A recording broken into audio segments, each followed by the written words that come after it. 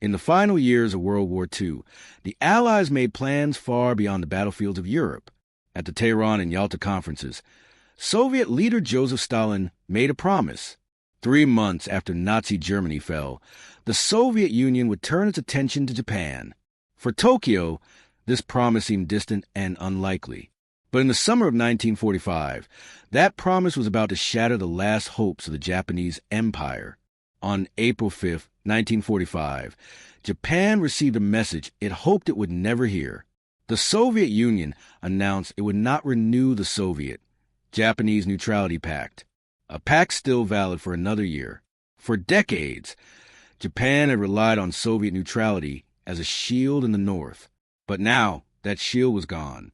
Late on the night of August 8th, Soviet Foreign Minister Vyacheslav Molotov summoned the Japanese ambassador. He delivered a chilling declaration. The Soviet Union is at war with Japan. 61 minutes later, the invasion began. Just after midnight on August 9th, 1945, the ground shook across Manchuria. From the deserts of Inner Mongolia to the mountains of the east, massive Soviet formations poured across the borders. This was no limited engagement. This was one of the largest offensives in the final months of World War II.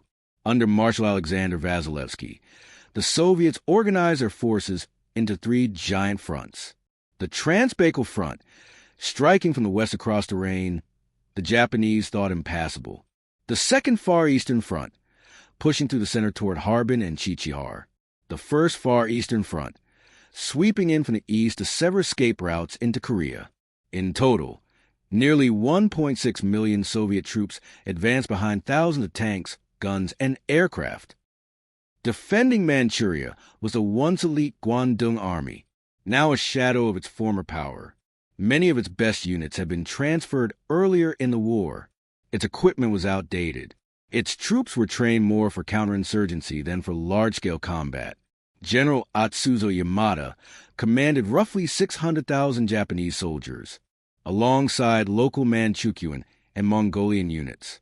But they were hopelessly outmatched. Japanese intelligence had badly underestimated Soviet intentions. Few believed the Red Army would cross the towering Greater Shingon Mountains. They were wrong. The Soviet offensive struck with speed that stunned both sides. Soviet armored columns crossed the supposedly impossible mountain barriers, using mobility and surprise to tear open Japanese lines. Airborne troops captured key airfields. Mechanized divisions advanced dozens of miles a day. Some Japanese commanders obeyed Emperor Hirohito's order to seek peace. Others refused, determined to resist until the end. Even as Japan sought to end the war on August 10th, Soviet generals were ordered to push deeper, faster, further. While the main battles raged in Manchuria, the Soviets launched additional operations. On August 18th, amphibious landings hit northern Korea, southern Sakhalin, and the Kuril Islands. Japanese defenders fought fiercely, but most positions were eventually overrun. Though Japan announced its surrender on August 15th, fighting continued in remote areas for days. By August 20th, Soviet forces controlled major Manchurian cities. Mukden, Changchun, Chichihar all had fallen. Japan's formal surrender on September 2nd, 1945, brought the campaign to an end. A few days later, American forces landed at Incheon to prevent the Soviets from dominating all of Korea. The cost of the offensive was heavy. Over 12,000 Soviet soldiers killed and tens of thousands wounded. Japanese losses ranged from 21,000 to 60,000 dead, with huge numbers taken prisoner. And as with many Soviet advances in the late war, civilians endured suffering and violence in the chaos of occupation. The Soviets had once considered invading Hokkaido, Japan's northernmost home island. But with Japan's surrender, the plan was abandoned, especially after General Douglas MacArthur warned that any Soviet landing would be met with force. The political consequences of the invasion were enormous. While many in the West believed the atomic bombings alone forced Japan's surrender, several historians argue that the Soviet attack was just as powerful or even more decisive. The Japanese government had quietly hoped The USSR might help mediate surrender terms. When Moscow declared war, that hope evaporated instantly. Japan realized it was alone.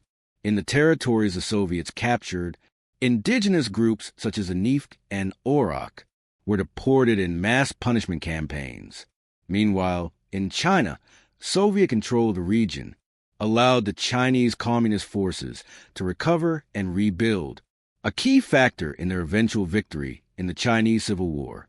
Decades later, in 1983, American historian David Glantz gave the name now widely used in the West, Operation August Storm. The Soviet invasion of Manchuria was one of the fastest and most decisive offensives of World War II.